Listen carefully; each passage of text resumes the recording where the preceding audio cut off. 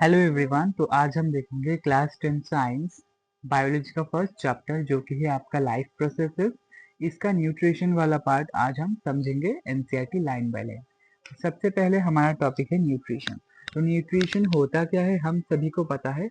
Nutrition वो process होता है जिससे कोई भी ऑर्गेनिज्म फूड लेता है जिससे वो एनर्जी पा सके। अगर हम डेफिनेशन की बात करें तो डेफिनेशन हो जाएगा It is a life process by which living organism take food into their body।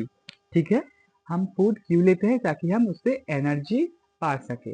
और एनर्जी से हम क्या करेंगे, हमारे बॉडी में जो भी लाइफ प्रोसेसेस हो रहे हैं जैसे कि आपका रेस्पिरेशन हो गया, रिप्रोडक्शन हो गया, ग्रोथ हो गया, एक्सक्रीशन हो गया, थिंकिंग, चलना, सोना, खाना पीना, घूमना फिरना, सभी प्रोसेसेस के लिए हमारे बॉडी को चाहिए एनर्जी। और वो एनर्जी कहाँ से आती है, फूड से आती है। ठीक है, तो अगर हम बात करें किसी भी ऑर्गेनिज्म को, चाहे वो प्लांट्स हो गया चाहे वो एनिमल्स हो गया, उन सभी को फूड के लिए किसके ऊपर डिपेंड करना पड़ता है, एनर्जी के ऊपर। और प्लांट्स हमें पता है फोटोसिंथेसिस के जरिए अपना फूड ऑब्टेन करता है। और हम एनिमल्स इंक्लूडिंग ह्यूमन बींग्स वो प्लांट्स के ऊपर डायरेक्टली और इनडायरेक्टली डिपेंड करते हैं फूड के लिए। ठीक है, तो कोई भी एक ऑर्गेनिज्म आउटसाइड से, बाहर से क्या क्या रॉ मटेरियल लेता है उसके खाने को बनाने के लिए, इसका आंसर है यहाँ से यहाँ तक। ये बहुत बार सीबीएसई में पूछा गया है। We also need materials from outside in order to grow, develop, synthesize protein and other substances needed in the body. This source of energy and material is the food we eat. तो हमें body में food चाहिए इसीलिए ताकि body अपने functions को अच्छे से परफॉर्म कर पाए।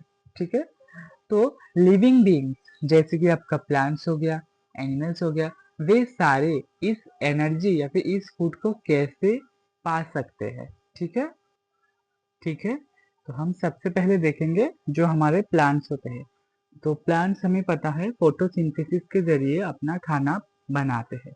तो फोटोसिंथेसिस के लिए क्या क्या चाहिए, उन्हें चाहिए कार्बन डाइऑक्साइड जो कि वो एयर से ले लेते हैं, और वाटर जो कि वो रूट की मदद से अपने मिट्टी से ले लेते हैं।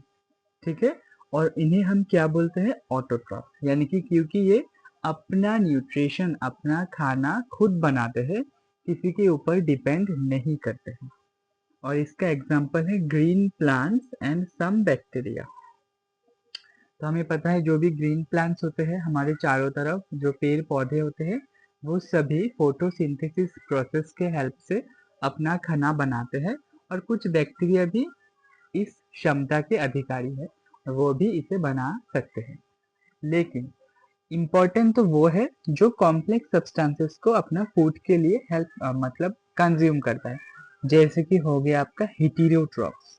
ठीक है, जैसे कि एनिमल्स हो गया और फंगी हो गया, जो क्या करते हैं, जो प्लांट्स खाना बनाते हैं उसी को हम खा लेते हैं और हमारे बॉडी में ग्रोथ के लिए इसको यूज करते हैं। तो कैसे यूज करते हैं, उस खाने को हमारा बॉडी बायो कैटलिस्ट की मदद से तोड़ता है, फिर अपने प्रोसेसेस के लिए यूज करता है।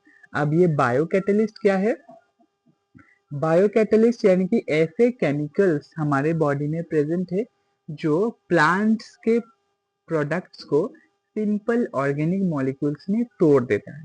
यानी कि कोई भी एक कॉम्प्लेक्स मॉलिक्यूल था उसको तोड़ के छोटे छोटे पार्ट में डिवाइड कर देता है ताकि वो बॉडी के प्रोसेसेस में हेल्प कर सके एनर्जी प्रोडक्शन में। ठीक है, यहाँ तक क्लियर है। ठीक है, तो ये था न्यूट्रिशन का बेसिक आइडिया। अब हम स्पेसिफिकली डिस्कस करेंगे ऑटोट्रॉफिक न्यूट्रिशन, यानी कि जिस प्रोसेस की हेल्प से प्लांट्स अपना खाना बनाते हैं। तो इस वीडियो में हम ऑटोट्रॉफिक न्यूट्रिशन को डिस्कस कर लेते हैं। नेक्स्ट वीडियो में हम हेट्रोट्रॉफिक और एमीबा का न्यूट्रिशन के बारे में डिस्कस करेंगे अच्छे से। तो सबसे पहले हम देखते हैं ऑटोट्रॉफिक न्यूट्रिशन।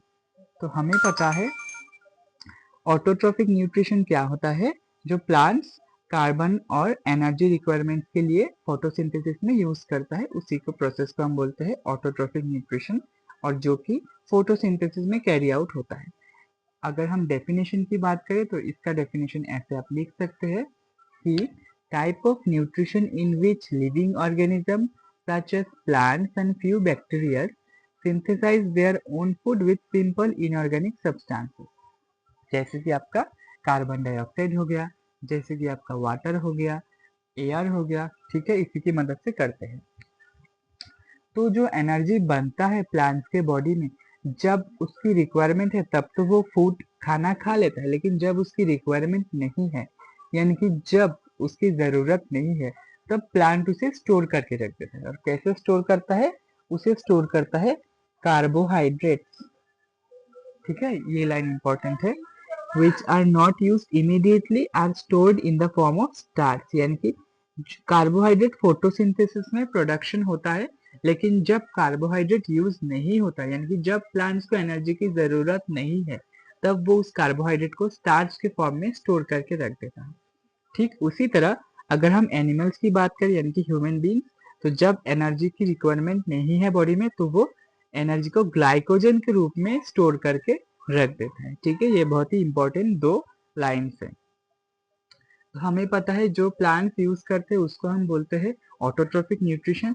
ठीक उसी तरह जो बैक्टीरिया अपने प्रोसेस को यूज करते हैं केमिकल एनर्जी के जरिए, उसे हम बोलते हैं केमोट्रोफिक न्यूट्रिशन। ठीक है, और ऑटोट्रोफिक में दो कंडीशन आता है, केमोट्रोफिक, फोटोट्रोफिक। फोटोसिंथेसिस यानी कि लाइट एनर्जी के जरिए होता है, इसलिए फोटोट्रोफिक, और केमोट्रोफिक यानी कि केमिकल एनर्जी के जरिए होता है, इसलिए केमोट्रोफिक। ठीक है, आई थिंक आपको क्लियर हो गया। तो आज के लिए हम इतना ही रखते हैं। नेक्स्ट वीडियो में हम स्पेसिफिकली फोटोसिंथेसिस के बारे में डिस्कस करेंगे। तो थैंक यू फॉर वॉचिंग, मिलते हैं नेक्स्ट वीडियो में, तब तक के लिए गुड बाय।